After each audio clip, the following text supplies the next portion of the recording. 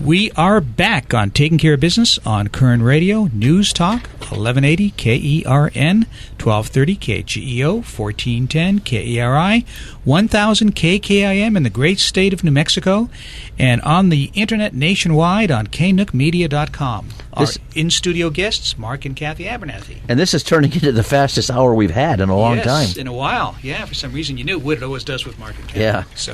So I asked you a question about Cash Carey. He's going to be, our Republican candidate. That's not going to make the Tea Party people or the Conservatives very happy. But then again, they had a chance to vote for Donnelly, and they didn't come out in force. They didn't come out and vote and in force. And low turnout primary would have been the best occasion for Tim Donnelly. Really, it wouldn't have been too much more if they'd really turned out. But, but when you look at Cash Carey, the main anchor of his campaign is stopping that train.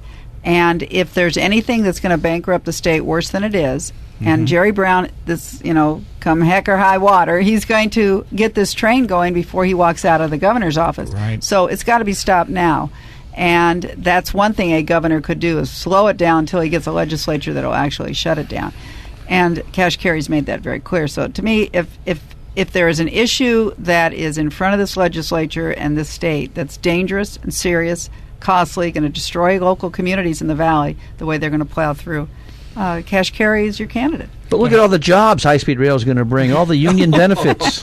Right, and the materials they're getting from Japan for it too. So, speaking about the governor for a moment, it's funny. I was at a meeting a couple weeks before Clay was up there, and Jerry Brown was the speaker, and they took questions from the audience, and naturally I was the last guy, and just before it came to me, he had to leave. But my question for Jerry Brown was, is this going to be your last election coming up?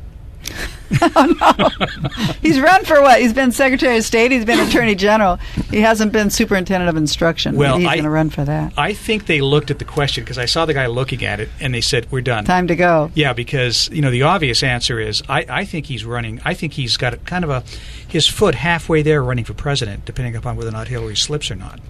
So, he'd love that. He's got the ego to think he should have it. Sure. He's older, but he's in pretty good shape for his age. So, and I talked to some friends of mine up there that say he's looking at it. He's waiting to see if I think there's slips. too many witnesses. I've heard this from so many people in meetings with Jerry Brown. You get about 90 seconds attention span, and it's over. He doesn't stay with it. So I can't imagine that he could run. And he's only been successful here because when he was governor the first time, which is why, audience, I don't know why you voted for him this last time, is he instituted unionization of public employees, local, state, county, city, and that is why he's where he's at today, because he doesn't do fundraisers. He gets it all from the Treasury because they raise their pay, they get the money from their dues, they run them on the campaigns. That's why Jerry Brown's sitting there. Jerry has to learn how to use a teleprompter. That will be his success. It's been the success of others. So high-speed rail versus upgrading freeways, like we have the new freeway going through Bakersfield. Why not have high-speed rail versus getting new freeways? Well, in the Old West, why didn't they take the horses away from people? So you can't ride a horse. They make a mess on the Clay, you were there in those days. That's probably something. Well, that's why we're asking Clay this question. He was there to know. I mean, I know the answer. I just want people to understand that high-speed rail doesn't bring anything. Where's the money going to come from to build it? Where's the money going to come from to sustain it? Oh, you get the tickets are $200 and some dollars. You get to and that's now you got 3 kids, so you're going to pay $800 to get to San Francisco. And you're going to, when you get to Sacramento or San Diego or wherever you're going to get, then what do? You got to rent a car. You rent a car today, you don't get out of it for less than $200 for a day or two. So it's totally unfeasible. This state is not Connecticut, Massachusetts, Rhode Island, a lot of little towns where you can connect. That's not this state. Right. People don't want to give up their horse. I want my truck. I want to get in it, and I want to go where I want to go, park, do my business, and go back. I don't want to be left dependent on some other transportation that I have to go by. See, personally, I think we could take the current trains, put a couple of cars on there where you could load your individual car on that train and take your train to San Francisco and unload your personal car without building a high-speed rail program. If we could do that, if I could, just drive my car up on the ramp right onto the rail car, and then ride it for 300 miles, 400 miles, Like a car hop can come to the window with food. And I could just, get back in my car. Well, now there's my little solution. I would do it, yeah. Well, remember when Elon Musk was here in Bakersfield, the Tesla and SpaceX wizard? He said, this is 20th century science that Jerry Brown's using. He said, we don't need the track even if you really want to build this thing. He said he could do it for 10 cents on the dollar of that proposal and just, what do you call it when it goes over the ground?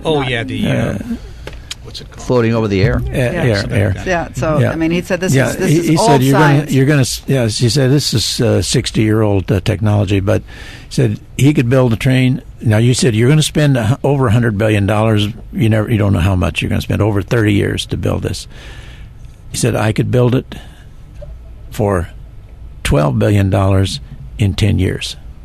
No, did he say 10 years? 8 years, I think. He said $12 billion in 8 years. Wow.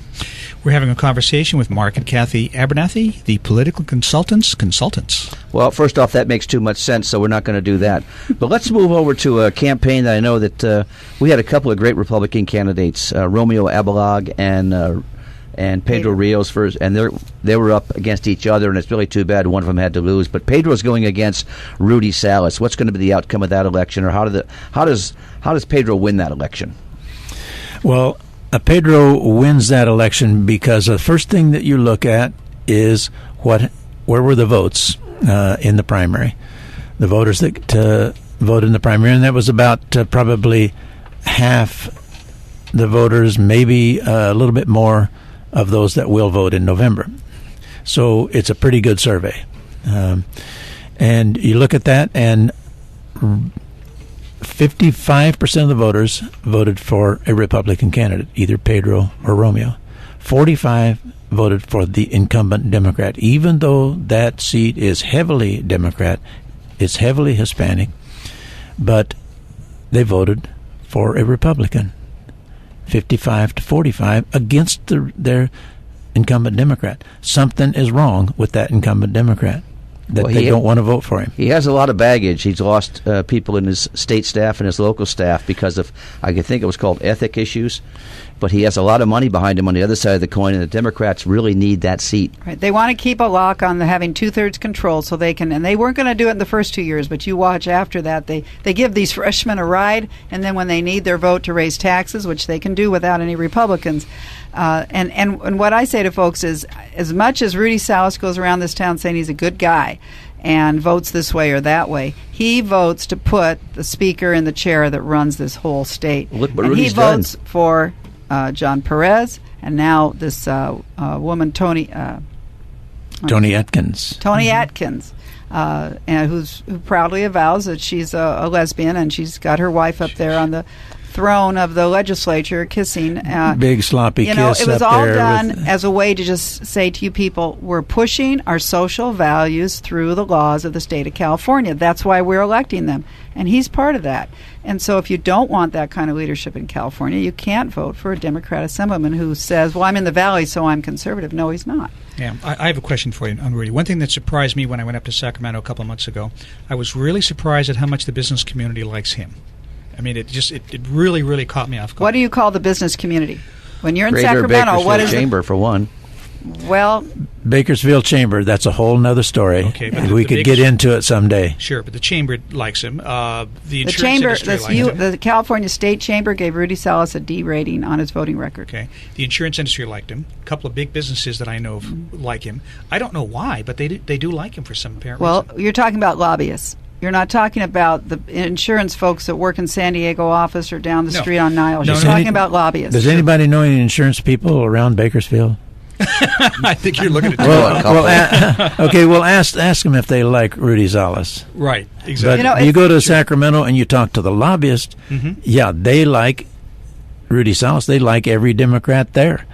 Who they have to. They've got to have access there because that's where the power and the money and the perks are dished out. Okay, so you think it's an issue of influence rather than an issue of absolutely of policy. Right. And as you look at the Chamber of Commerce voting record, even in Bakersfield, they made their own voting record on Rudy Salas and Shannon Grove and Gene Fuller, who Shannon Grove and Gene Fuller all got 100%, and Rudy got 85%, so that's supposed to make him look good. Well, excuse me, the vote to have a moratorium on fracking, he abstained.